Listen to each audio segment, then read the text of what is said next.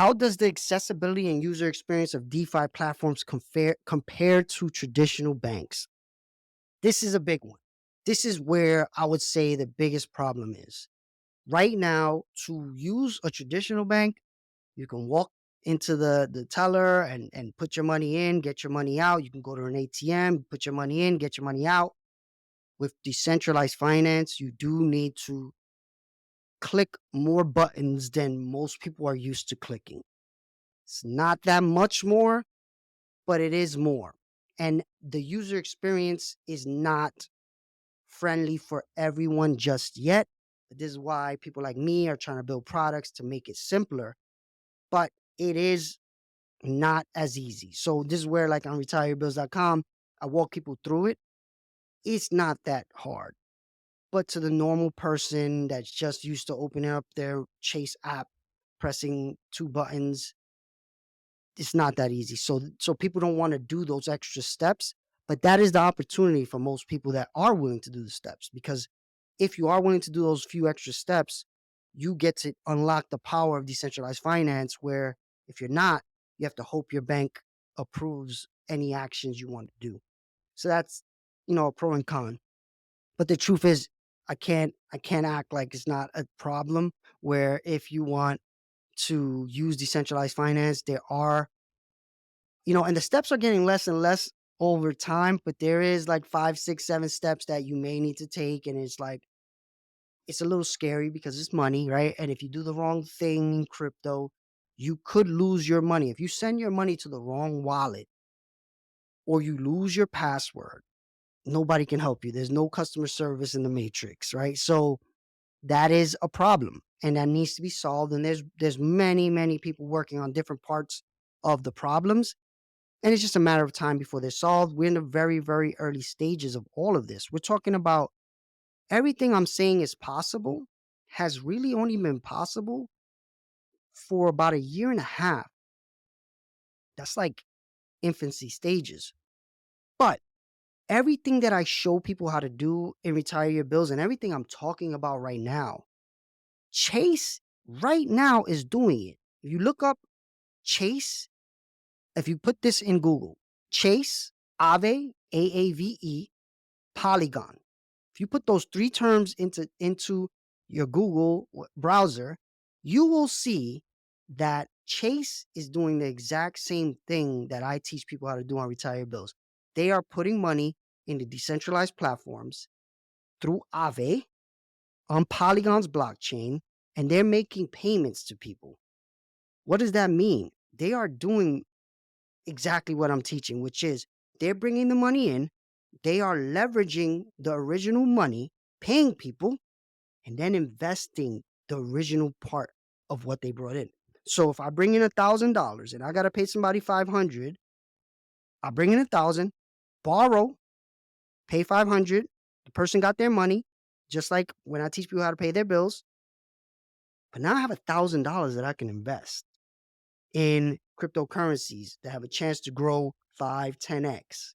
So let's say I invest conservative $750 and it 10x's in, whoever knows, 10 years, let's just say. Even if you want to say 20 years, still, that's an amazing return. That $750 would turn into $7,500. That person was paid the 500, but I made $7,500 from paying somebody. Chase is doing this right now, and this is what I'm teaching people how to do with their bill money every month. Think about where you could be if you did this every month, right? Okay, so how do security measures of traditional banks compare to those of decentralized platforms? Okay, security is a big deal, right?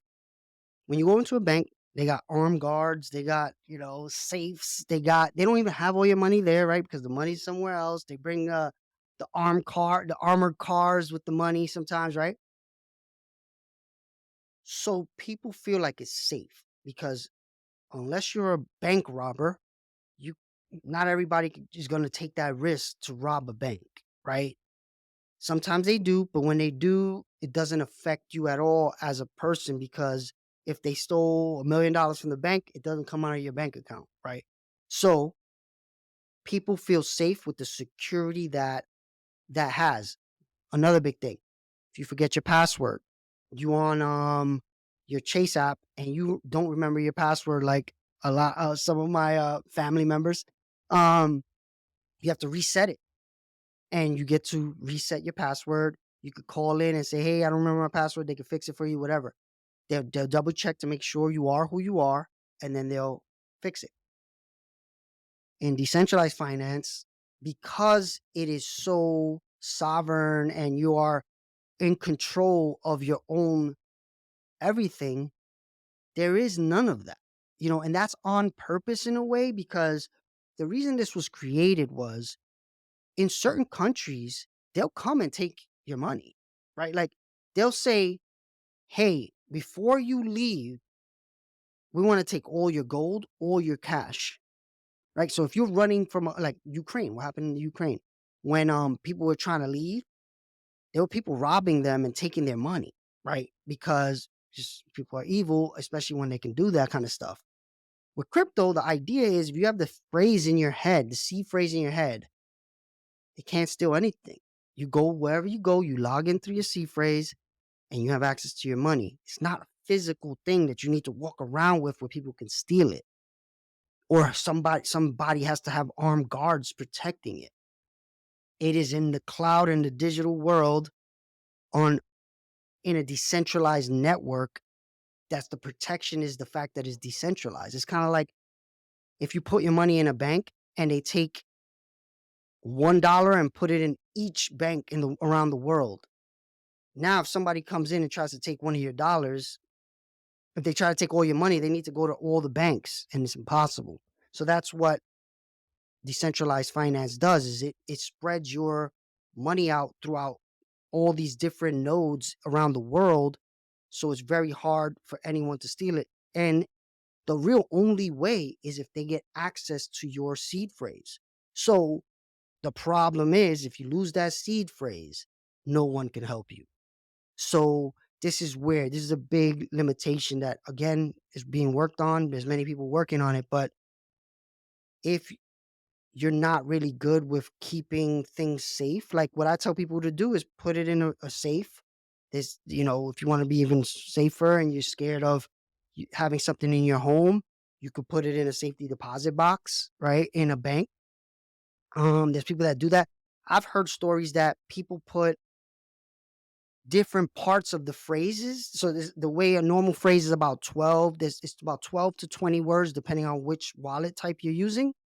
There's people that'll put 5 words in different banks. So each of the 5 words go into different banks around the world. So if you go to one bank and you happen to get one bank, you don't have all the phrases. So again, there's people doing a bunch of different things. I tell people, especially when on Ledger, there's a metal password protector that has a lock. So you can buy the metal password. If you put your password in metal, so if there's a fire, if there's water damage, your password is there. And then you can lock it.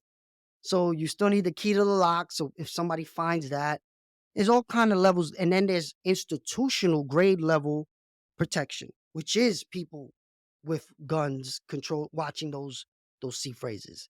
So again, depending on how big you get, there's all levels of protection for people. But again, the main thing is, there's nobody you can call in decentralized finance yet. That's what we're building that stack. There's nobody you could talk to. You just have to do it and protect yourself, right? So that's where you need to understand that and get comfortable with that. And it's not that crazy. Again, I think people fear more money lost. There was a thing I saw where it said people fear losing. So if you had $1,000, you fear losing $500 as much as you're okay gaining $2,000. So what that means is, you're more worried about losing $500 than making $2,000. That's just a mental way people are built. It's an emotional thing where you're more worried about losing than gaining, which is kind of illogical though, right? Like, if you could put your money somewhere where you're gonna lose $500, but you have the it's possible for you to lose $500, but you have the potential to gain 2,000, you're probably not likely to do that.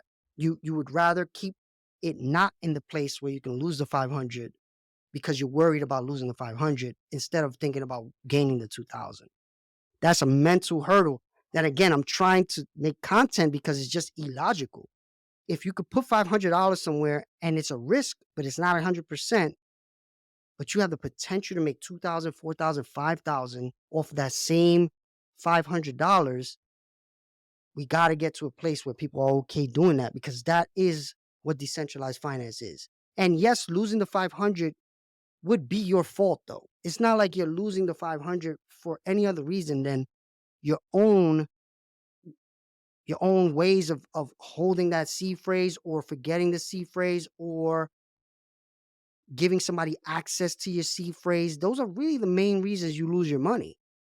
So that's really on you, right?